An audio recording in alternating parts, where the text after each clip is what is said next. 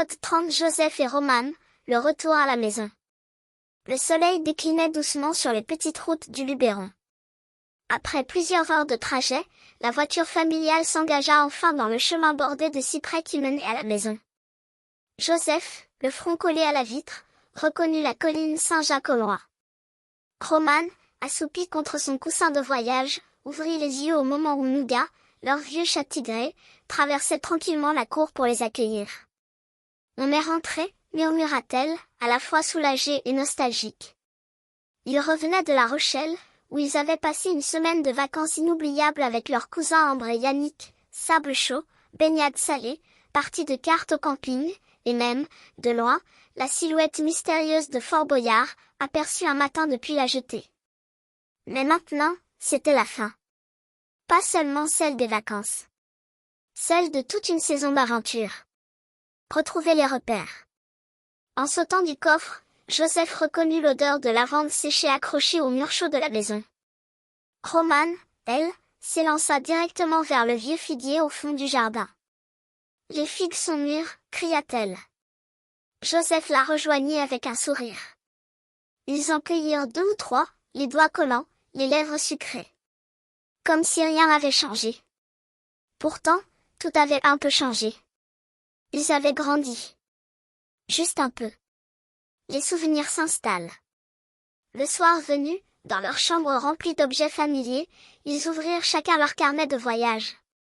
Roman avait dessiné la plage du camping, avec les parasols en bataille et les crabes en bas de page.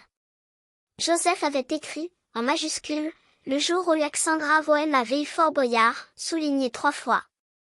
Ils rirent en repensant au jour où Yannick avait glissé dans le sable mouillé, au concours de château, à la glace à la barbe à papa trop fondue. Des souvenirs, déjà précieux. Maman entra doucement. Demain, on range un peu, et après-demain, on reprend le rythme, dit-elle doucement. Joseph et Roman échangèrent un regard. Ils savaient ce que cela voulait dire. Le cartable, les réveils, l'école. Mais aussi, les copains, les histoires à l'heure du goûter, les projets de cabane à la récré. Le projet surprise. Le lendemain matin, papa leur proposa une mission spéciale. Et si on faisait un film de vos vacances? Un résumé pour clôturer la saison? Comme dans les séries? Avec une fin d'épisode, s'exclama Roman. Oui. On pourrait raconter tout ce qu'on a fait, ajouta Joseph. Armés d'un micro, d'un vieux caméscope et de beaucoup d'imagination, ils improvisèrent un mini-studio dans la cabane du jardin. Ils parlèrent de la mer, des coquillages, des cousins, des fous rires. Et pour la première fois, ils osèrent parler aussi de la fin d'un été, avec leurs mots à eux. La dernière scène les montrait regardant le ciel, côte à côte, avec une phrase dite en chœur.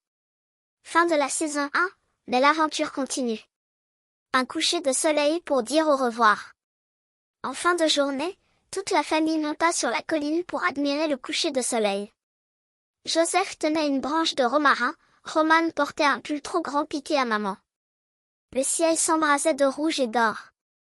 Dans un silence doux, ils se posèrent dans l'herbe. On a fait beaucoup de choses, quand même, dit Joseph. Tu crois qu'on en refera d'autres? Bien sûr, répondit papa. Les histoires sont partout. Et vous, vous savez les voir. Roman posa sa tête sur l'épaule de son frère. La saison 2 sera encore meilleure. Et dans le vent tiède de la nuit qui tombait, ce fut comme une promesse.